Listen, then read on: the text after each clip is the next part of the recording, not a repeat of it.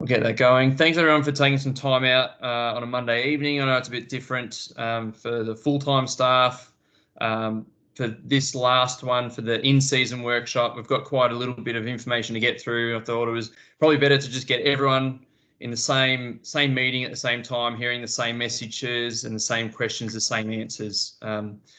So thanks very much for taking your time out. For the people based in Metro, football slowed down once again for the third or fourth time this year. And for the people who are regionally based, hope, fingers crossed, if all goes to plan, you'll be lucky enough to return to the footy field this weekend. So you'll probably end up having another busy week as more details get released over the next couple of days. Before we get started, I would like to acknowledge the traditional custodians of the lands on which we are gathered on today, a land on which we play our great game of Australian football. I acknowledge elders, both past, present and emerging, and pay our respects to the Aboriginal connection to land, sea and spirit. And like every month, I would like to acknowledge Cassie Leatham, a proud Taungurung Wurundjeri woman, for this piece of artwork titled Stepping Stones to a Brighter Future. So the agenda, I did send out just a slightly amended agenda today. So I've added a little SCIF topic this evening, and I'll just let everyone know now. So we've got Al Dow, and I haven't updated my PowerPoint there. That shouldn't say Jock and Peter Carey. That should say myself and Al Dow. Al Dow's on the phone, but she's got another meeting that she's jumping in and out of. So we might just mix it up a little bit when Al is available. And it looks like she's ready now, so we might jump straight into the FIDA. Amazing. Stuff. Wow. That would be great. Here we go. So we'll get straight into it. So we have had Al at a couple of our workshops now over the last couple of months. So Al is the CEO of FIDA. I might get you to just give everyone a bit of a rundown on what FIDA is and a little bit of the history, because you are the expert when it comes to FIDA. So I'll let you sort of go through this little intro on what FIDA is first. Yeah, sure. So FIDA stands for the Football Integration Development Association, which is a bit of a mouthful. So FIDA. So we've been going for 31 years, 30 seasons. So we're about a year ahead of the inclusion league that's over in South Australia.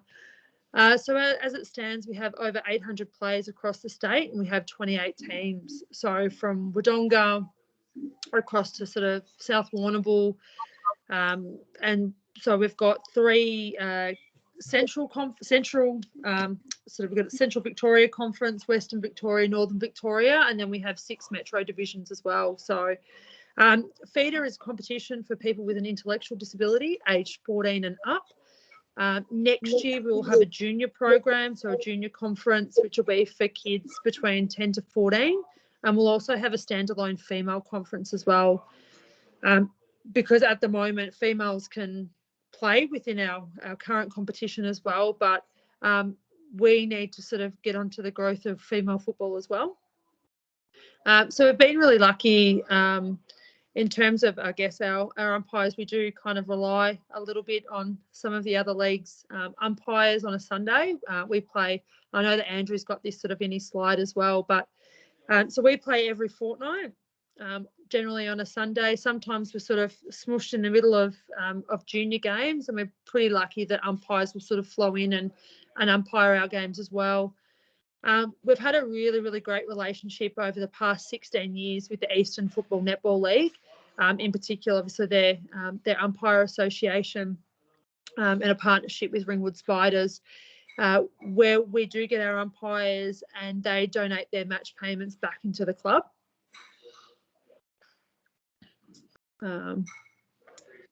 What else do you want me to cover, Andrew? No, that's all right. I've stolen a little bit of my thunder. That's all good. You are the expert. So all good.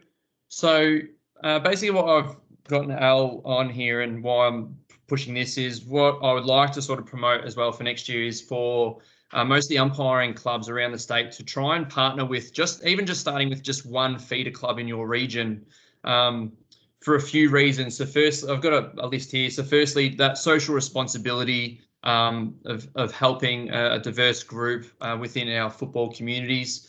giving back to the community. So I've worked out that when umpires donate their match fees back to the FIDA club, it basically can cover 66% of one player's rego fee for the season. Okay, we've just still got people kind of entering in sort of thick and fast, so apologies everybody for the delay. Oh, wrong one. So it helps the FIDA clubs with the player regos as well. The matches are every 2 weeks, so generally a home game will only be generally once a month in your region. Yep. So they won't be weekly. They're played on Sundays as well, so it doesn't clash with senior competitions, which is obviously the highest priority with community umpiring clubs. Modified rules, so the focus is on fun, opportunity. It's less taxing on the body. To use some words that Al's heard from someone else, is good for a bit of a flush run on a Sunday as well. There is a big emphasis on respect towards the umpire within the FIDA community and respect to each other players, the coaches, etc. So it's all about with the players, teaching them how to respect themselves and each other within the entire competition. There's an excellent video on the FIDA website which actually has one of the players talking about how playing football has helped him channel his anger issues, and that's all just through football and the respect component. There's also opportunity to have the FIDA clubs give back a little bit by helping a little bit of the recruitment piece as well. Having players transition in community umpiring. Some of them are more than capable, boundary and goal, and some even with field. Al has said there's a couple of them that do learn the rules very well and are very keen in trying to blow the whistle and pay free kicks themselves on the weekend. So there's that opportunity that it's not just one way from the umpire clubs, giving to a FIDA club, but it's also an avenue there when we can, build a relationship, and you're starting to get another avenue of potential umpires into your umpiring club as well. So they'll be available almost every week, because Saturdays they don't have football, and then every second week on Sundays as well.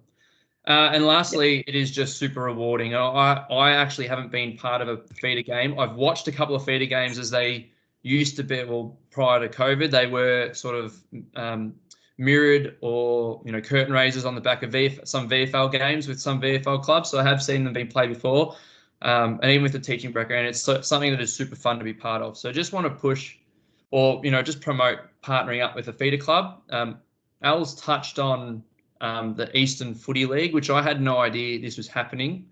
That they actually have a bit of an ongoing partnership with FIDA and the Ringwood Redbacks of the Ringwood Spiders, where they donate their match payments. They donate the match ball, and then they reward the match ball to the player of the game. So you can see Pete Carey with Gavin Dorr and that week's player of the match with the match footy. And then also, I believe Al attends the Eastern Football Netball League end of season presentations and recognises the umpires that have given back to the FIDA program. I won't go through all this, but you'll get all this in a PDF. But what I've done is I've mapped out all the FIDA clubs, what region they're in. There's a contact there for each of them. And I believe Al, when I chatted to her last week, was saying that there might be a couple of extra clubs coming into their competitions next year as well. So there might be different opportunities for different umpiring groups. It works out that it's almost exactly 2 FIDA teams per region. This is a list of all the metro clubs, so they're all there. So there's an opportunity, hopefully, for each of your umpire clubs to start a partnership with even just one to start with, see how it goes, giving back to a different group of football, and then also using that as a recruitment drive. And you'll get some people who will be really keen to take up umpiring. Just as a bit of an idea as well, so December 3rd every year is International Day of People with Disability. So if you're keen to try and drum up a partnership with a FIDA club on that day, having some club engagement with that FIDA club, running some sort of umpire clinic For the club as well, that's where you can do a little bit of a recruitment drive for those players. And then on the same day, some social media promoting your partnership, promoting the club, celebrating your umpires who've participated in the past, celebrating players that sign up to take on some umpiring duties the following year. So there's an option as well. And just lastly, so I know Al's just ducked out into another meeting again, but you can either go straight to the FIDA club if you'd like, but otherwise, Al's also said she's more than happy to either A, come out to your umpire clubs and speak to your current umpire communities about, being involved with a disabled football, or, people who have got intellectual disabilities, and then having those people around your umpire clubs. She's also more than happy to take you and some other umpires out to a FIDA club, introduce yourselves, help run clinics, help meet the players, the coaches, everyone, the support that's involved. So there's Al's details there if you want to contact her directly about having her get involved and help start that partnership. And I do recommend jumping on their Facebook page as well. They've got some great media, so you can see what's been done in the past and where you can potentially take 2022 if you're interested. Is there any questions? I know Al's on the other side of her other meeting, but is there any questions you would like me to take back to Al if she's not listening, or anything else from anyone? Hey, Talbo, Go, Ando. Just from a commitment point of view, like I'm thinking it's probably, if I'm a senior umpire, I might be giving up one Sunday for the entire year if you're spreading it around your group. So for the benefit and potential return on investment in terms of umpires, but obviously from a social responsibility point of view, just doing the right thing in your community, I reckon it's a bit of a no-brainer for mine. So see how you go, throw it out to your members, and maybe you guys can get a nice little partnership up and running. Yeah, I think it also turns out, it works out to be about 5 matches throughout the entire season as well that each FIDA club will have, and that will probably include finals as well. So finals are generally sort of shared and played at a neutral venue. So the home and away games, there's not many of them as they're played quite sporadically. If there's no questions, we might move on straight away. If you've got anything, please reach out to Al or myself. We can definitely help point you in the right direction. Okay, SCIF. So I'm not sure if many people have heard of this. So this is the Strategic Community Investment Fund program. So AFL Victoria have different funding periods throughout the year where you can apply to get additional funding for different programs. So the AFL Vic team have actually asked me to promote this with umpiring to try and get more umpire clubs applying for different programs, different uses to help with recruitment or development. I've got the website link in a couple of slides' time, but I've got a little bit of a rundown on what you can do to help make sure that your application is successful. So through the SCIF website, which is up there, and obviously you'll get this available when I send through the PDF. Umpire clubs come under commissions and leagues for a couple of reasons. Firstly, for individual clubs, it is more about accounting and software to help run the club, not necessarily programs and whatnot, because there's a lot in terms of clubland, football clubs, there's a lot of programs that are already running or approved by AFL Vic for clubs to run. For umpires, especially most umpiring clubs are linked already to a league or a commission or affiliated. The funding level increases, your scope of what you can apply for increases as well. So if you're looking to make an application, I do believe the next round of applications opened up today. I have been told that anything that is to do with female or a multicultural Indigenous program is highly looked upon. And in terms of umpiring, a recruitment or development program is also highly favoured. The 3 areas that are most applications get declined, and this is not just any umpiring application, this is any application, is that if you're engaging in a third party to help run a program, it'll be declined. So the funding has to go towards people within your umpiring club to run that program.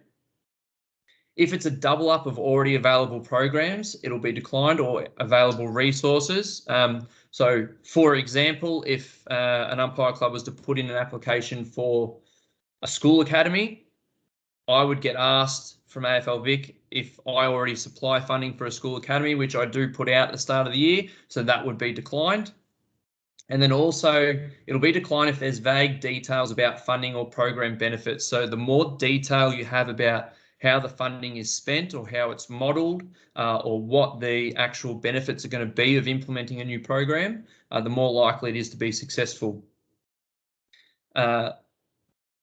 I don't know any information about round 3, but round 2 SCIF applications, there were 4 umpire-related applications.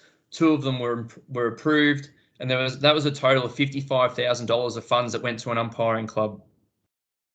So just to show that there's potential money that's available if you've got the right idea to put forward. More than happy for myself or Richard Black, who runs the SCIF applications. If you want to have a chat about some ideas in the future, either of us are more than happy to go through some potential ideas and applications. Is there anyone who is not sure about SCIF or has any questions about the SCIF process?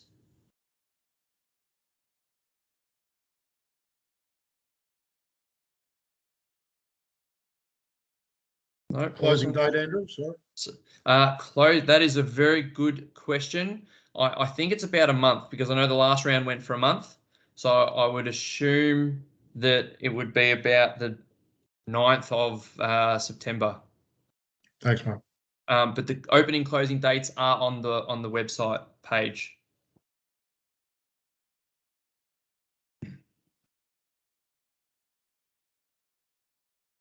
Okay, keep moving.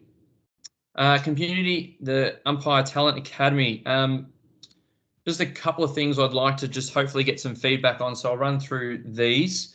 So the 2021 promotion process for this year has partially been backed by the State League umpiring department.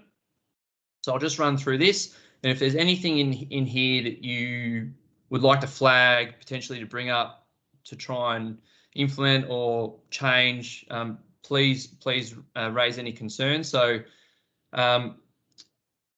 this year, so there'll be community and there'll be delisted State League umpires attending the V-Line Cup, and they'll be observed by State League coaches. So the delisted State League umpires, part of the deal is that they need to be watched or observed at some point this year to be determined whether they are offered their position again next year over current academy umpires, or academy umpires take their spots. So the delisted State League umpires from this year will also attend. They'll just be attending for a day, and they'll just be appointed to games with academy umpires. Academy umpires won't lose out with those appointments. From there, the State League will determine their list vacancies, sizes, and umpires to be promoted to the development squad. From there, the consultation will start with the community umpiring club about the umpires that the State League looking to promote for 2022. After the consultation, everyone's happy or concerns are raised. Umpires will be notified of an intent to contract. They'll hopefully formally, they'll accept that and they'll be offered formal positions, and then they'll start training for 2022, approximately January. For anyone that's involved, anyone got any queries or concerns around that process for the promotion process for this year?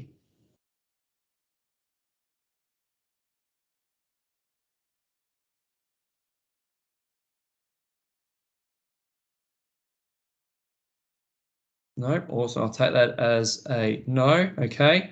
So the next part of this, so transition for the academy from 2021 to 2022. So the plan is, so probably towards the end of this month, so the talent coordinators, myself and Ando, so we'll have another talent ID meeting. So we had one of these meetings back in May, started the V-line process. We'll have another one of these back end of August, mainly around umpires suitability for 2022. Throughout September, the talent coordinators will basically do the same thing they did back in May about getting some feedback on umpires that are on probably the lower end of the academy list within each academy. So same thing, they'll get some information from yourselves or your coaches, determine whether umpires will remain or, probably just be taken off the academy for 2022, depending on where they're at. And then also that will hopefully start your process to identify some new umpires for 2022 for next year. And then in October, once hopefully our seasons get wrapped up with finals and whatnot, we can get through that. And that's when we'll start the process of onboarding any new academy umpires for 2022. Do want to highlight that there will be consultation with yourselves and your coaches around suitability. I think after 1 year, the main reason will just be anyone who's sort of flagged with their age. There's a couple of umpires who have been, they're probably in the older bracket towards their 30s rather than early 20s, who probably won't be looked at with state league promotion at all. So those sorts of umpires may be discussed. Are there any queries around this process in terms of just some list management from an academy process?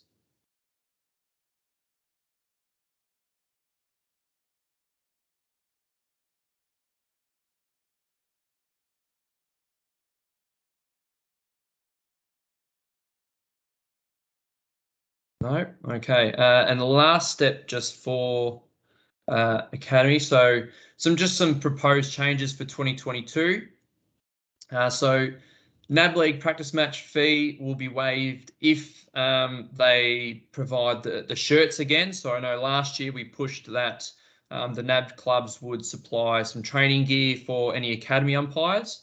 So this year kind of wasn't rolled over because didn't really get much of an academy program last year. Some NAB leagues had already bought the shirts, some hadn't.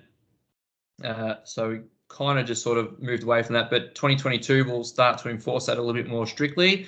Most NAB league clubs now are actually relying on academy umpires for a lot of their development games, their in-season sort of, school holiday matches as well. So they're actually using the academy umpires a lot more than they probably initially thought they were at the start of last year, to warrant whether we pay umpires or supply training gear. So now that we've got a season's worth of data on how many games they've sort of used academy umpires, I think it's safe to say that they're probably going to be winning out if they're just supplying some gear again.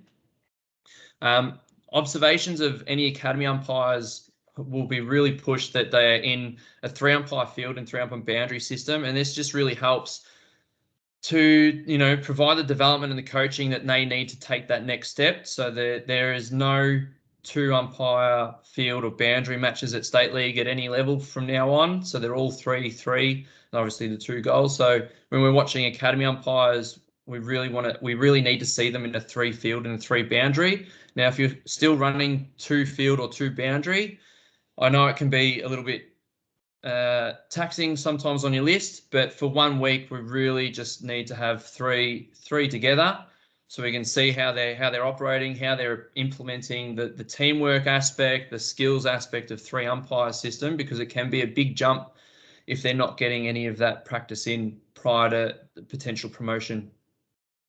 There'll be a lot more collaboration with the talent department around talent carnival fixturing. I found out the hard way that fixturing for talent carnivals can be quite sporadic and spur of the moment. And it's usually in school holidays on a Friday right before senior competitions on the Saturday.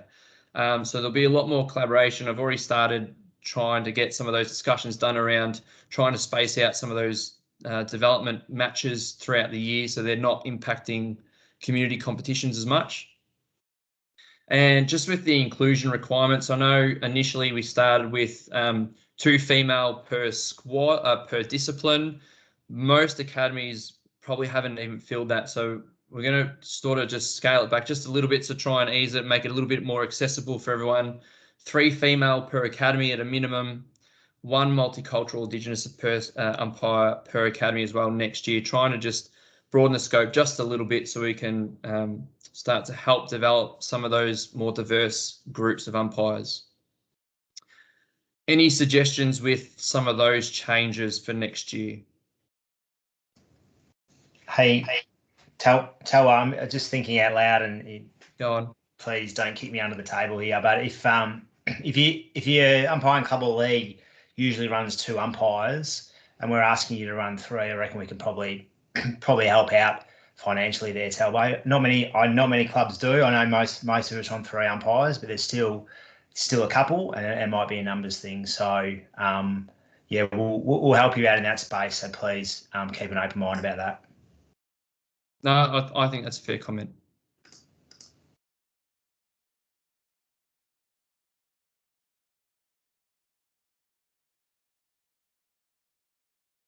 Okay, I'll take that as a no as well. All right. Umpires and melees. Hopefully a little bit of discussion here. So this has just been brought up to us in terms of being asked where an AFL standpoint is with a particular situation involving umpires and melees. Basically, I guess we're just checking to see what the consensus is across multiple umpire clubs. If there's a melee that breaks out at halftime or full time, what are your instructions to your umpires? That's the first discussion point. If anyone wants to kick us off with what you instruct your umpires to do at a melee at halftime or full time. So this is when they're going to be leaving the ground and not staying out on the oval. So what are your instructions? So I'll kick it off. Mark Westgarth from Western Region. It's black and white. They get off the ground. So obviously at every break they're to get together as quick as they can, irrespective of what. But at half time, if there's any melee or any type of situation like that, they're instructed to get off the ground, because at that stage spectators come onto the ground and we become very vulnerable in that situation. Yep.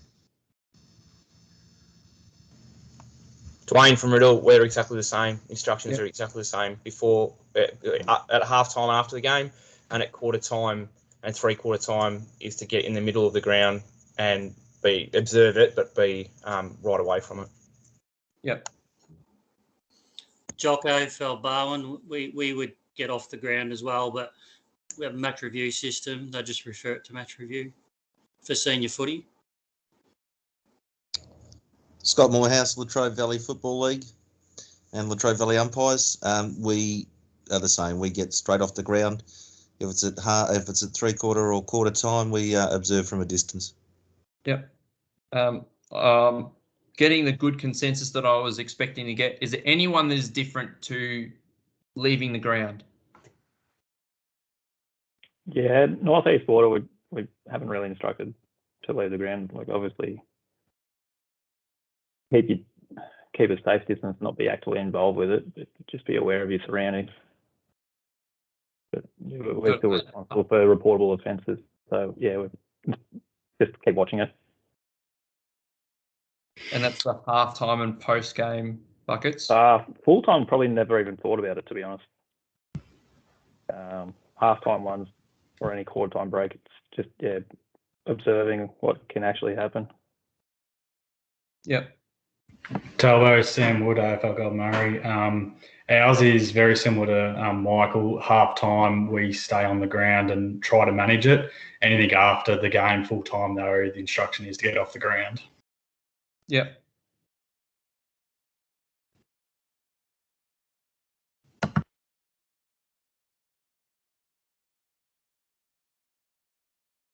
Okay, so just the next piece on this is what are the implications if this instruction is not followed. So most of the consensus is that get off the ground. So I know Mark's already touched on spectators come on the ground more vulnerable. Any other implications that's behind your reasoning to either get off for most people, or for Northeast Border and Golden Murray staying and just watching and managing?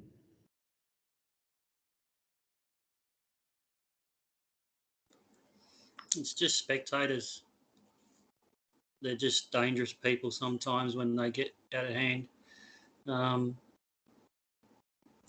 think that's the only implication, is that people can get caught with spectators.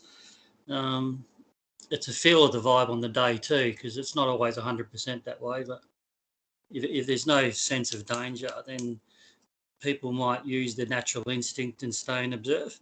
But if there's a sense of danger, they'll get off.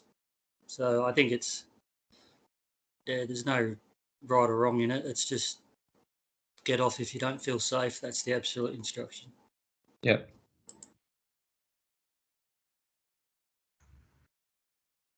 We're lucky at AFL Southeast is that all of our senior games are videotaped, so the camera's always on it. In regards to reserves and underage footy, what we found is that if there is a melee during a halftime break or after the game, people all of a sudden pull out their mobile phones and start filming it. So we actually troll social media to see what people are putting up if there's something from that. And as Jock said earlier, we've also got the match review system in place as well, which makes it a little easier for us too to manage it post-match. Yeah. Our issue, like AFLGM and our affiliated leagues, is only one of our leagues film their games. GBL film their games, all the rest don't. And so I guess for us, there is no vision at those breaks. But once again, like these guys have said too, the general feel is that if you're unsafe, get off the ground. But we've always had the approach at half-time, we still have to come out after half-time and continue to manage that game. So if we can make any inroads at half-time by staying out there, then it proves as a benefit. But of course, if you're feeling unsafe, then get off. Yeah. So can I just ask, Sam, so if a panel is staying out at halftime, what do you expect them to be doing? Basically similar to what Michael said before, is just taking that step back and observing, using your voice control, those sort of things, trying to probably, what's the word, bring it down. I forgot the word. What is it? De-escalate. Yeah, de-escalate. That's exactly what I'm looking for. De-escalate the situation. I think anything we can sort of do at that halftime break that will help us in the second half. I think, yeah, that's sort of the approach we've always taken. Yep.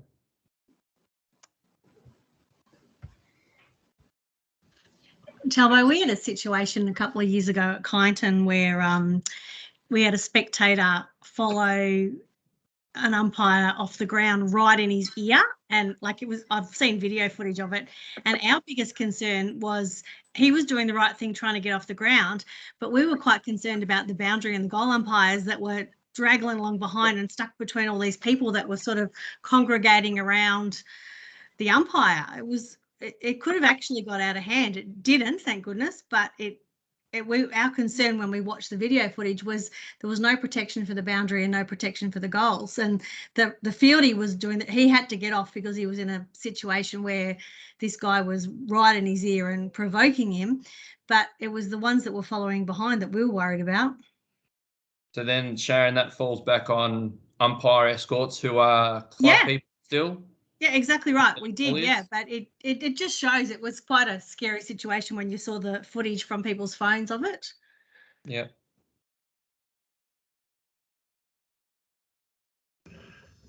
Telbo, just with umpire escorts in the Western region, what happens is that at the end of, as I said, at half time, we'll meet in the middle and a escort will take the field and boundary goals off straight away, field and boundary umpires, and one will remain in the centre and wait for the goal umpires to come off.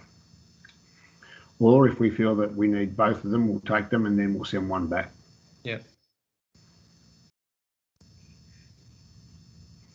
We've had this year probably the biggest incidents of officials and spectators creating problems from a reporting point of view.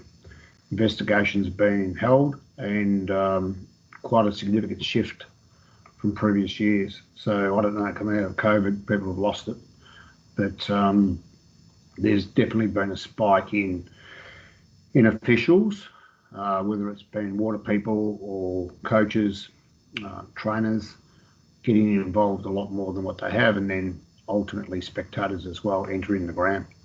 Yeah, just on that, you probably would not have seen a lot, but hopefully you did see AFL Vic were trying to start their campaign 2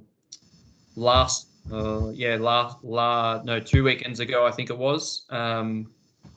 Their campaign about calling out antisocial behaviour. So they've got some video footage, some social media tiles that they've pushed out. They actually pushed out before the first lockdown, interrupted footy, interrupted, so they couldn't start the campaign. Was meant to start it last week, and then we've obviously been interrupted again. So that sort of prompted the social media campaign on antisocial behaviour. And just for a bit of background, so the reason we've brought this to light is we've been notified that some football clubs, so clubs/leagues have requested a little bit more direction in terms of who's responsible for setting the standard, what the umpires do. Before I even asked the question tonight, I got the answers. I was all expecting that umpires should be leaving the ground, but some clubs and leagues were looking to see if there was any official direction from AFL or AFL Vic about what umpires should be doing. At the end of the day, the clubs, what the clubs do is the league's responsibility, not the umpire's responsibility. So, we've got to make sure that the umpires are safe at the end of the day.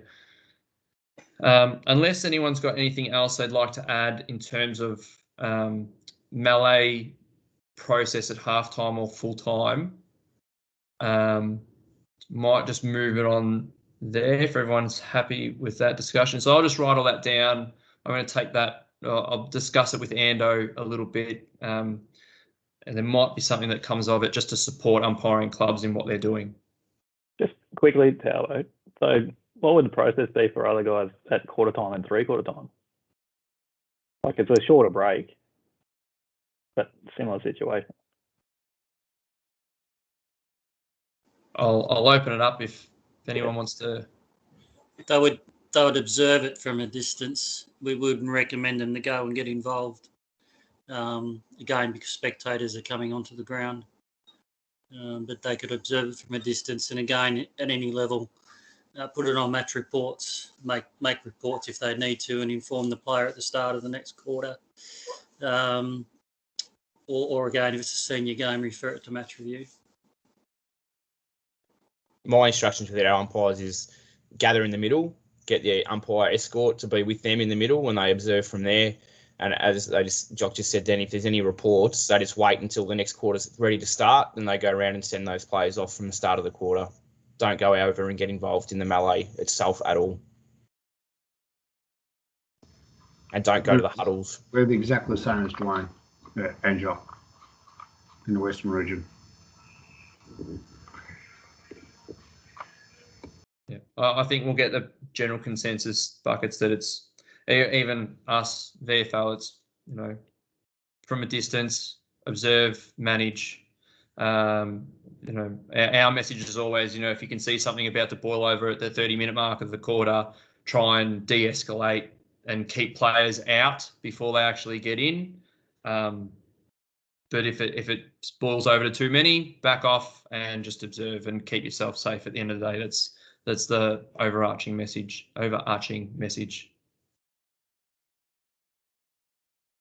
Okay, we'll keep it moving. I'm going to hand over to the other Al now to talk about the school umpire course. Do you want to share your screen or anything else? Or are you just going to chat? No, I'll just have a quick chat. Thanks, Talbo. First, I apologise about the lighting. I just got into our spare bedroom. I only live in an apartment, and one of the lights has gone out. So, apartment living at the best. But thanks for having me on tonight. Obviously, a lot to discuss, so I won't keep you long in terms of my little spot. So I just wanted to say a really big thank you for everyone for for all the work they've done in the school umpire course this year to date. So I just had a look through Cognito forms we've had and are having about 50 courses run this year. So we've got a couple still being delivered currently. Hopefully we'll be back in schools very shortly to finish those courses off. But 50 courses is a really fantastic feat, and it is because you guys have worked with your facilitators and actually been, I guess, happy to do that in terms of actually getting those courses up and running. And so just the reason I'm talking to you tonight is just to, I guess, let you know that we're coming into midterm 3, toward the end of our footy seasons, and then obviously gearing up for season 2022. And just letting you know that I'm going to be, I guess, collecting some feedback in the next couple of weeks. So I'm going to be touching base with the school umpire course facilitators, touching base with the schools, and then obviously touching base with you guys in regards to basically just getting your understanding of the success of the course and I guess the workload for you guys. So what I'll do is I'll reach out to you in the next week or so and just ask you about, I guess, whether you think that the rewards of the course are worth the time that you put in, and I guess approximately how much time you do need to put in, because that's something that we're continuing to work on. We want it to be, I guess, as less manual handling as possible for the highest rewards in terms of transition rates from students to umpires. And so I guess that's just something I wanted to touch on. I'll be seeking you out, particularly those clubs who have had quite a few courses run. I'm sure you guys know who that is, but also the clubs who haven't, and maybe what if they'd like to reach out to schools and try and get a few more in the next year or so. I think the really exciting thing now is, especially now that AFLW starts in December, term 4 is a really fantastic opportunity for us to get into schools.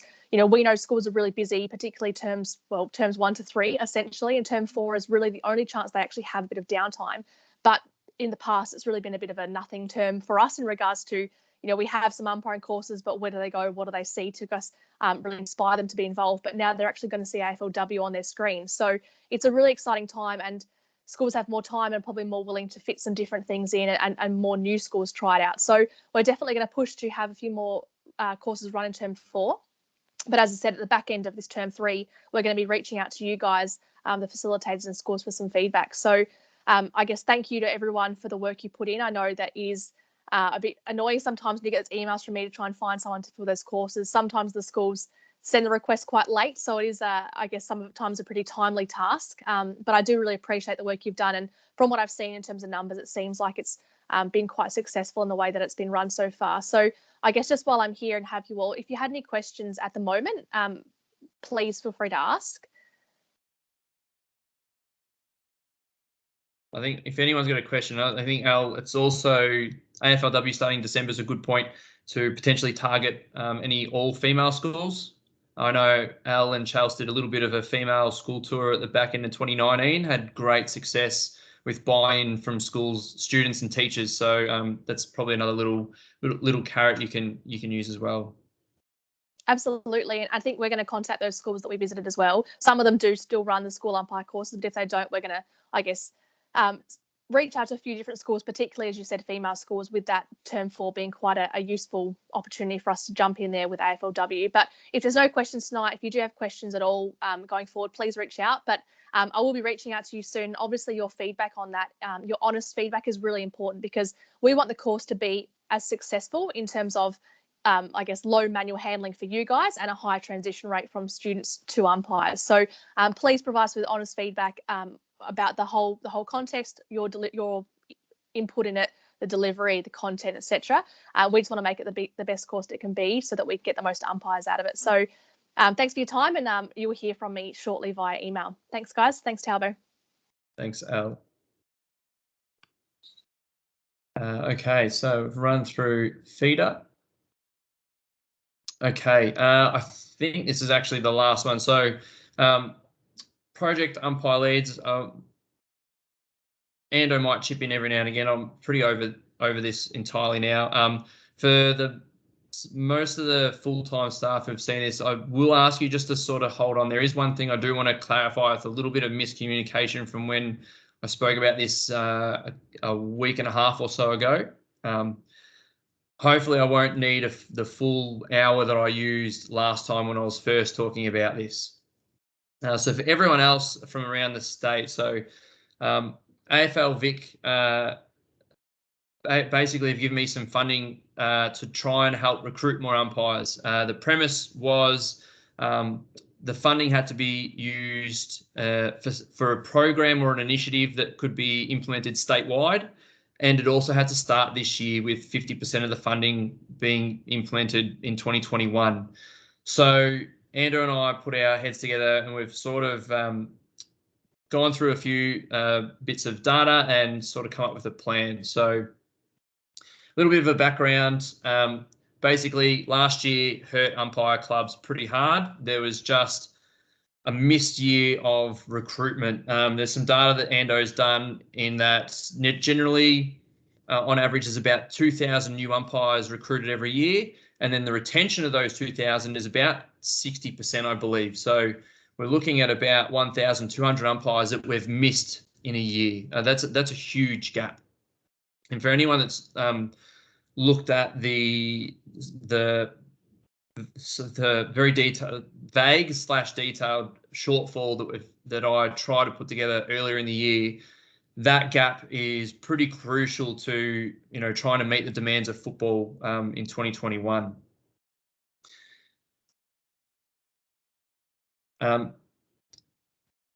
What we've also found is that this year AFL Umpire.afl is been the place to go for new umpires to register their interest. From there, when someone logs their interest, it gets sent through to the customer service team at AFL. They then send off the lead to the relevant state manager or community umpire, manager, director, staff member, depending on their location. That step in itself, depending on the load of how many EOIs are being submitted at different times of the year, could be could be sent to you on the day, could be sent to you 24 hours later. So that first step means that when someone's registering to umpire, there might be a delay in them being contacted. Then when it gets to you guys, if you're a volunteer, you've got a full-time job, you may not see the email for 12 hours until you get home and you're relaxing. It's after hours. Ringing someone at 9 p.m. is not suitable. So you've got to wait another 12 hours to the next day. Full-time staff members, depending on the year, you could be under a mountain of work. So sometimes following up these requests is just really tough on everyone's, umpiring business. So we found that the conversion rate in Victoria for any online leads is about 16%. We compare that to other states, which is up around 44%. So we saw straight away there's a big need that's statewide that we can hopefully help to improve for absolutely everyone across the state. So here's just some data. So this is the last 3 years of online expressions of interest on Umpire.afl. This year alone, it's jumped nearly 100% from 456 last year to 909 this year. Of those, so 70% of those submissions come from either a club, a friend, or through social media, which if you're promoting the Umpire.afl site on your own social media there, or the Umpire AFL social media ads that go out. The conversions from these submissions, so they've gone from 72 conversions. So this is a registered umpire on FootyWeb 2 years ago, 64 last year, and 139 this year out of 909. South Metro received 36% of those 900 submissions, so they've received over 300 submissions. New South Wales were able to convert 167 of their submissions, and they had significantly less than Victoria this year.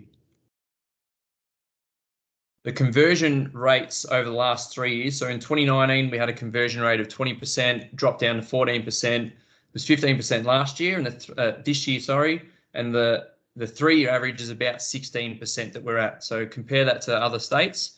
If we're looking at meeting the other states at 40% conversion rate of 900 submissions, we're looking at about 400 new umpires compared to 130 alone.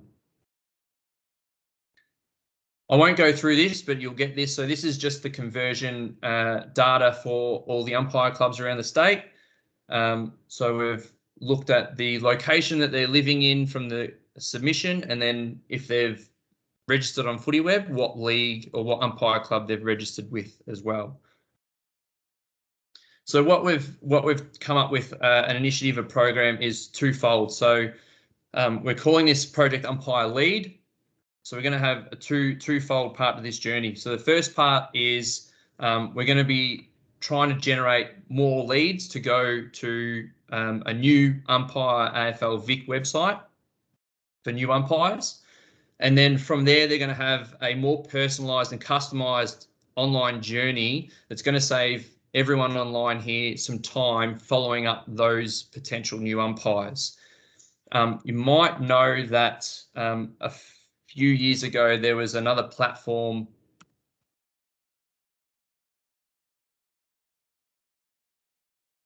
there was another platform that the EDFL, South Metro, and I think Northeast Border also used.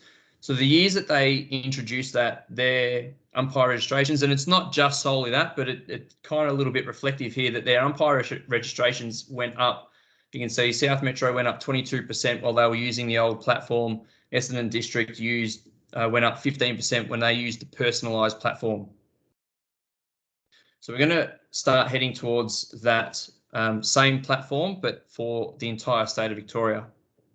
So the first part, umpire lead generation. So we're going to fund some activations this year, starting this month and September, to generate more interest in recruiting umpires. This is going to be promotion of umpiring at clubs and league presentation nights. I'll go through a little bit that a bit more. Advertisement with clubs, rewarding clubs, funding of an umpire ambassador role in 2022. We're going to recruit some casual staff members who are going to be umpire leads. I'll talk about that a little bit more. So we'll recruit those over the summer. Email campaigns, promotion towards females, and come and try first bounce days in October as well that we'll start to put together. We're starting by looking at some club engagement data. So umpires, when they register, they can choose to affiliate with a football club. So if they play with a football club, they can put that down who they play for. And if they don't, they can choose that they don't affiliate with any football club at all. Through collecting all that data, so here is the top 20 clubs in Victoria with the most umpires who affiliate with those football clubs. You can see how many teams. So the teams is how many football teams that club has that are under 12s and above, under 12s through to under 17s in most leagues. So how many clubs, and then how many umpires they have that are registered on FootyWeb with their umpire club. And then that's the rate of how many umpires per team that they have within their football clubs. So you can see Vermont there, the highest club in the state with 47 umpires from the Eastern Footy League. And they've done some excellent social media stuff about their playing umpires this year. So we're going to reward these 20 clubs this year. The top club is going to receive an AFL Grand Final experience, and Ando has promoted that sporadically this year across all the states. The top 10 clubs will also receive an umpiring engagement trophy, which will be presented at either their club presentation day night or the league presentation night. The top 20 will also get out and present them with a certificate as well. And then the top club within each league or commission will also receive a signed umpire AFL ball for one of their umpires to receive. Now, the condition, the asterisk there, the condition is that they need to have a umpire player or umpire member rate of at least one. So at least one umpire per team they have that's under 12s and above. So just for example, if a club has 15 teams and 14 umpires, that doesn't meet the criteria. Here are the leagues that we're going to target as well. So Eastern, Essendon, South Metro, Southeast Ballarat, Northern Yarra Junior, West Region, Barwon and Bendigo. Now, I know I haven't updated that since I showed the full-time staff a couple of weeks ago. Don't worry about that. But they're the leagues we're going to try and get to their presentation nights to promote this engagement data that we've collected this year. So here's what I just want to clarify with everyone, so that the casual staff that we employ to do the club and the league presentation visits will be for the clubs and the leagues that we've identified here. So we'll pay community umpire casuals, our umpire leads, to go to these clubs and these leagues to do the presentations. Now, if you want to continue this program and continue to promote umpiring at your clubs and your leagues, like we've seen a number of examples throughout the year through junior club engagement, please feel free to recruit your umpires and do that. And then hopefully through the SCIF application as well, that's where you can get some funding for your junior club engagement program, because currently there's no funding for junior club engagement. So this is not a junior club engagement funded program. This is an umpire leads generation program. So that's what it will fall under. So recruitment. If you want to run a junior club engagement program where you have a local umpire visit your football clubs, visit their training, visit any presidents or whatnot, apply for SCIF to get funding for that. I'd highly recommend trying to implement the same strategy here with the wide range of clubs that you have.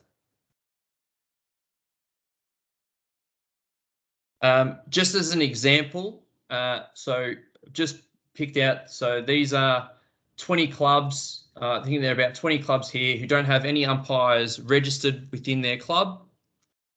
Just these 20 clubs alone, if they all had a 1-to-1 ratio, there'd be 200 new umpires in 2022. So it can be extremely effective if you know which clubs to target.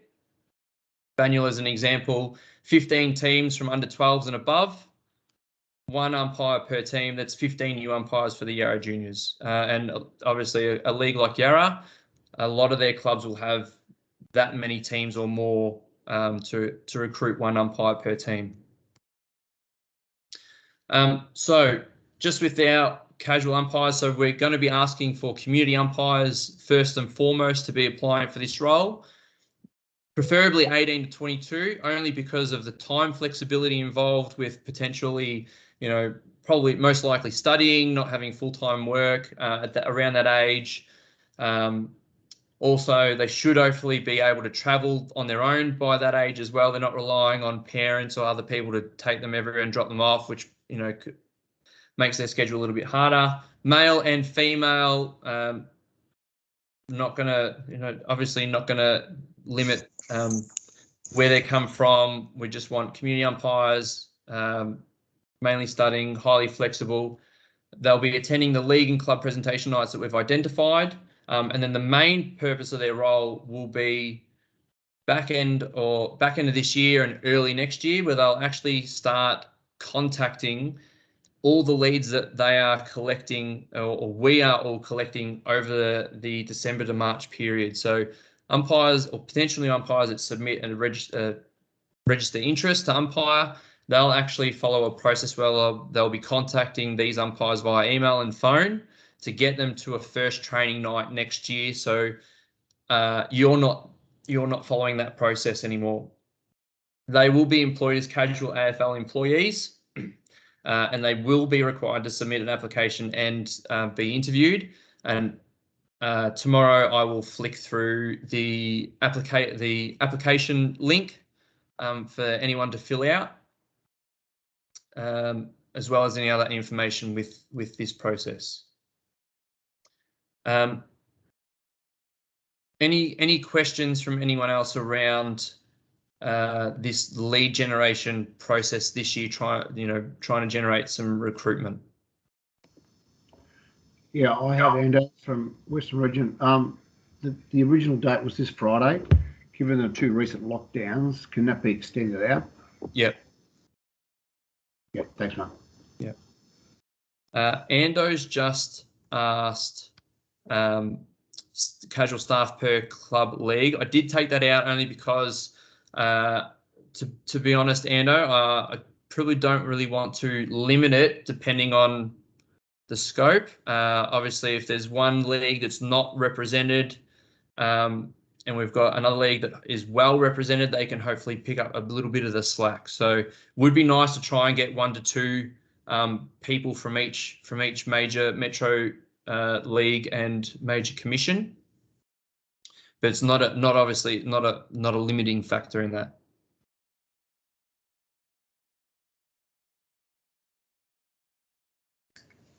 Can we just get everyone's thoughts on that up front? I mean, it's a different way of doing things. We're wanting to pay some stuff, pay some people to, I guess, generate, and then follow up leads to take the load off of everyone here, to be honest. So it's a bit thinking outside the box, but yeah, we're keen on just your initial thoughts around it up front. Do you think it's something that'll work, or just kind of keen to get a bit of a gauge? What I've always found with this stuff is when we've done similar things and we had where it was funding for schools and they went out to schools and things like that, it's finding the right person to go out into the clubs. So yeah, 18 to 22-year-olds sometimes are a bit green and not as professional as probably what you need. But if you don't have them, then you have a 60, 70-year-old that doesn't engage with kids. So it's really finding that balance of the right person to present the professional manner that you need to recruit into your association. Yeah. Spot on, Dwayne. And I know we say 18 to 22, but the premise of that is literally only because of the flexibility of time. Thinking of uni students, that sort of age group. I'm just going to say, my sort of experience with an 18 to 20-year-old who's umpiring through uni still is going to be pretty passionate and going to have a pretty good perspective on umpiring and really push it. That's not all of them, though. That's not to say that they're the only ones that are passionate about umpiring, but that's the only reason we've sort of said that around that age. But you're spot on. You've got to get the right people to represent you. So if it's someone who is a little bit outside that box, that's not going to stop them from applying at all. And most of this stuff, too, like going to club presentation nights or league presentation nights or doing other stuff over pre-season. Most of it's out of hours. Obviously, the follow-up call stuff that we'll want done in December, January, February is all it's all going to be out of hours. So it's not. Hopefully, that's not too restrictive. If someone you think it's good on the phone, they want a bit of extra cash, and they're going to be able to sell the benefits of umpiring, then yeah, this is just a guide. Yeah, David Hilly from Riddle, just to follow on what Wayne said, I support what he said too. Our other major issue is, of course, associations that have low numbers, therefore have a smaller talent pool. It's harder to recruit someone with the right credentials to do the work. Doesn't restrict us from looking, but getting someone suitable is quite hard. Yeah, and that's why the presentation I had last week to the full-time staff, David, is I did have a box that said 1 to 2 per umpire club, and I took it out because I probably just didn't really want to put pressure on umpire clubs to actually have to find 1 to 2 people for smaller groups, or limit umpire clubs who actually might have 4 or 5 really, really good, strong candidates who are really good on the phone, really good to talk to new umpires. So I probably just wanted to take out that limit at the end of the day. And we're keen to cross-pollinate too. Like we will, when these people are following up, we do want to cross. I mean, you can ring anyone on the phone, obviously. We'll have the training details of every umpiring club, et cetera, et cetera. So it isn't, it won't just be restricted. Like if we end up getting some staff outside of umpiring because we need to hire some, not ideal because they probably don't have quite the passion that we would have, but we'll give them all the information they need. It'll be scripted. They'll have all the training details of every umpiring club, so they'll just be able to ring up and be able to answer as many questions a potential new umpire might have. So yeah, super wary of that. It might be challenges in, where you don't have quite as many umpires as a pool. So yeah, good call out. Yep. Thanks, Chris. Dervs has just asked, will these casual staff be able to work with leagues, commissions, implement your own recruitment ideas and plans? Yes, this doesn't limit them from what they do with their community umpiring club at all, Matt. So I know I received an application from a VAFA umpire today, and that shouldn't stop him from being involved with any VAFA programs moving forward. Just sorry, and Dervs, I don't know question you're asking here, just for clarity, like this, the budget is dedicated towards doing these activities. So we probably need to have a bit of a chat. If they're off doing something completely different and we're paying them, that's probably not the idea. They will be very specific on the task that they're supposed to do. So we might need to take this offline if that's something that you're kind of keen to do. It's probably not completely out of the question, but it's certainly not the intent of the program. Yeah, sorry, I read that wrong. Oh, I might have read it wrong, Talbo. So let's chat to Dervs during the week. Yeah. So Talbo, just a question, Mark from Western Region again. Obviously, because the leads will be channeled through the new people, then potentially the directors of umpire and umpire managers won't know that.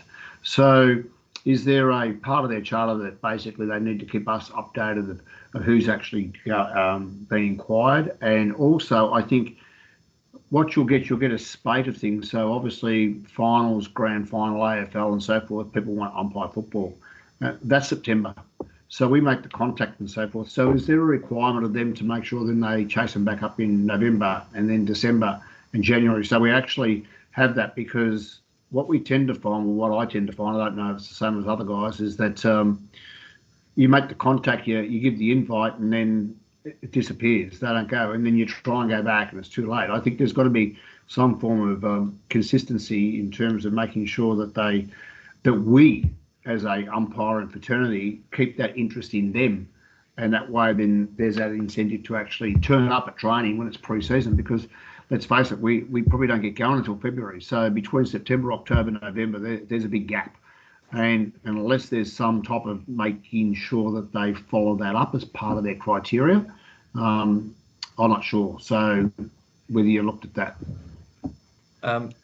I think you've probably just gone a little bit ahead of me, to be honest. Do you want me to just kick on, Ando? And hopefully that will answer your question. So the next part of this initiative is the onboarding process of umpires. So getting that lead and then following it up. So I've shown you this before. So we're going to go back with the same platform that the EDFL and SMJFL have been using for the last few years. So this platform, what it did is umpire would register their interest to umpire, and then they'd start actually to receive drip fed information that was personalised to the EDFL or the SMJFL. It wasn't just a generic email or PDF doc about umpiring. It was actually personalised about EDFL specific information, SMJFL uniform or rules or training info, contacts, etc. So it was all personalised based on where they were living. So part of this is that I'm going to be collecting a lot of onboarding info from all of you. So what I'll be doing is I'll send a spreadsheet out to everyone tomorrow. Now the full-time staff already got that. So for everyone else, I'll send this to you. I'll also need a copy of a league logo or UA logo. In the spreadsheet, need to update your manager or director contact details. There'll be space available to include all of your training venues, day, time, specific squads that train at that venue at that day or time, the address, and then you just insert each additional venue under each row, include a match payment range that you'd like to promote, uniform info, whether it's a link that you want us to include or just details that you want us to include in that info.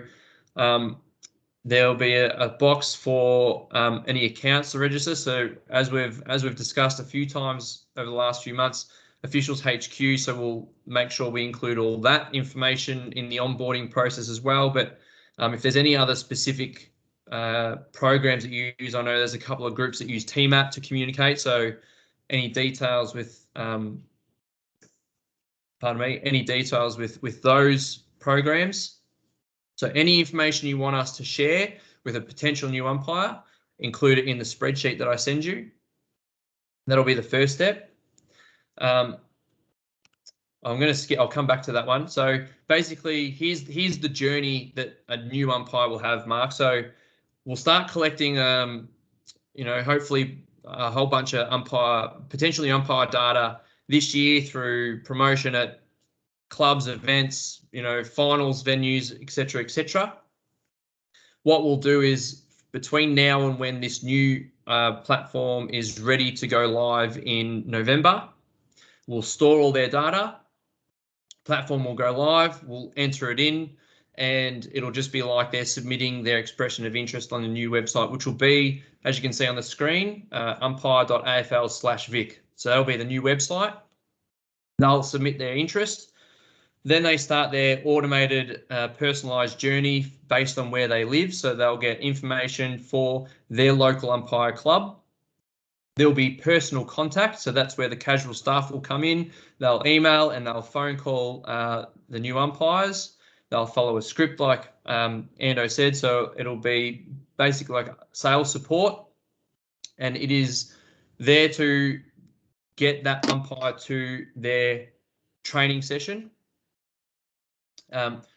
We'll follow up with trying to get them registered as well through Officials HQ. So the registration process is all done prior, to them coming as well. So we really want to try and hook them. Through my experience this year, I've had some people just randomly email me saying, I want to get umpiring. How do I do it?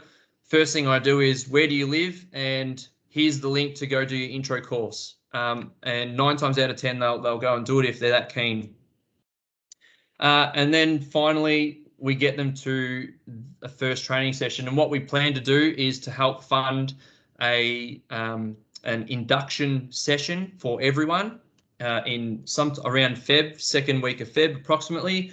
We'll fund some food for a barbecue at every umpire club. All these potential new umpires will attend on that first night. If they attend, they'll get an umpire pack for their first year, which will be for field and boundaries. They'll get their red wristbands, they'll get a whistle. If they're a goal umpire, they'll get their red cap, and it'll all come in a shoe or tote bag with all the information that they've already been drip fed, but hard copy as well. So they'll get a little mini booklet with all that information. Once they get to training, they get their pack. They are your umpire to retain, coach, educate, train them up, and appoint. I hope that answers your question, Mark. Just with this process, we've also set ourselves some, hopefully they're hefty goals. So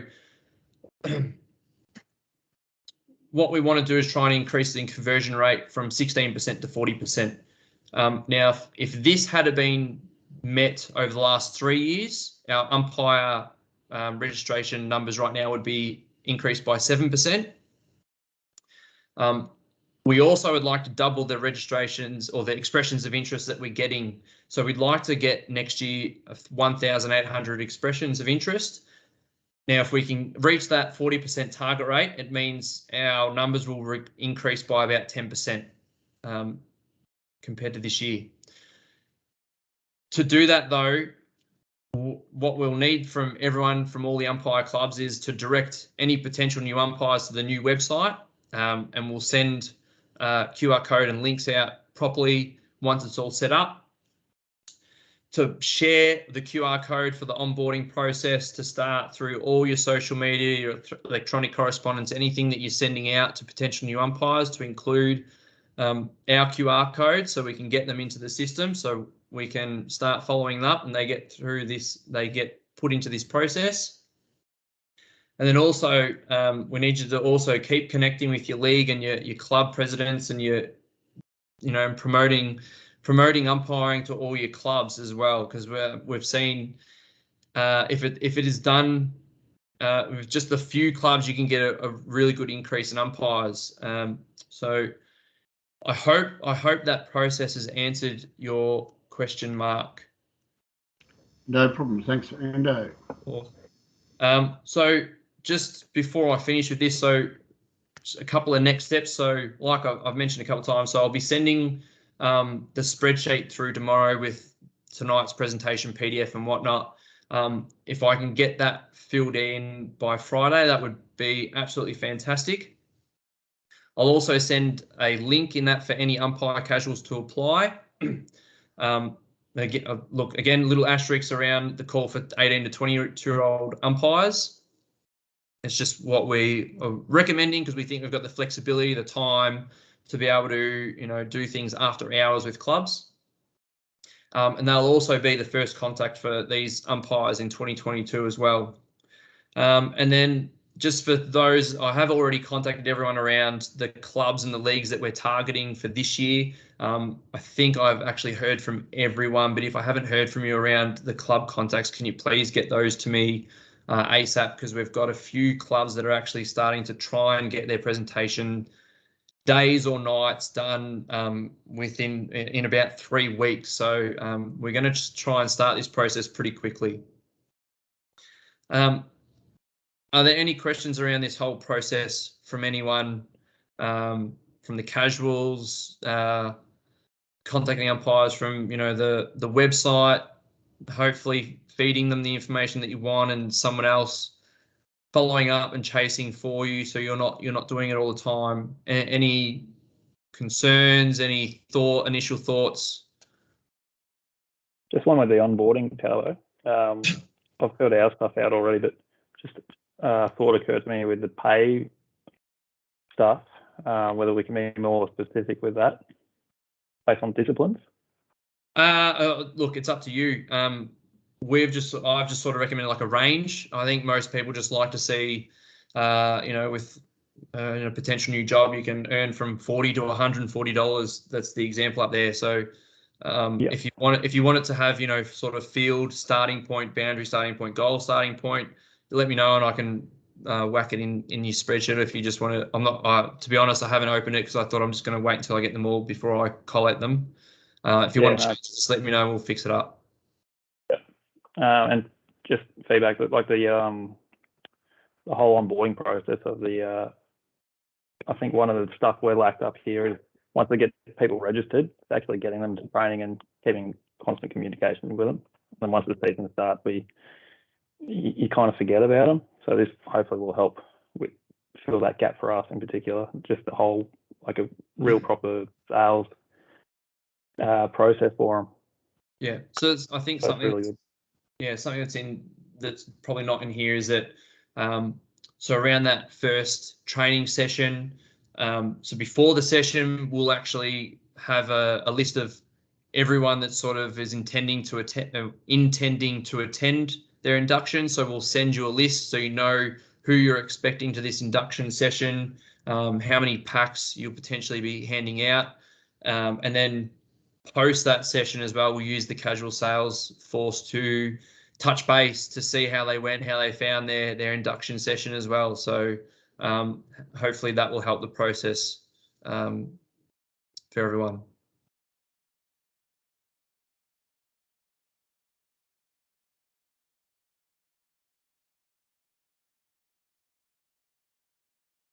Ando, is there anything else you wanted to add that I might have skipped on? No, Talbo. All good mine. Awesome. Well, if there's no other questions, that's it for the evening. I think the last in-season workshop I've actually finished on time by 10 minutes, so I finally got there. If there's anything that comes to mind, especially with this new initiative, please do reach out. as soon as you've got anything, we want to make this process as easy as possible for everyone. We want to make it as effective as possible for everyone as well. So, if there's any, like Buckets just said, it, might change some details in the spreadsheet. If you want something, if you send something through and you want to revisit it or change it, just let us know. We'll be as flexible as we possibly can to make sure that we get the right information out to make it the best process that we can make it for everyone. So that's that. Thanks very much for tuning in on a Monday night. Fingers crossed everyone is back on the footy field in a couple of weeks' time at the latest. For the regional people, enjoy the weekend. Many of us will be envious in Metro Melbourne. For the Metro people, fingers crossed, we'll all be out there soon. The weather is picking up, which is good. So when we do eventually get back out there, it will be nice to be running out in the sunshine. So good luck. We won't have another workshop for the rest of the season. So before your footy finals, hopefully we get them through. And if you do, good luck to everyone. I hope it all goes smoothly, and we'll chat to everyone soon. Thanks, Andrew. Cheers, Talbot. Thanks. Thanks, Talbot. Yeah. Cheers. Bye. Cheers. Thank you. Thanks, Andrew.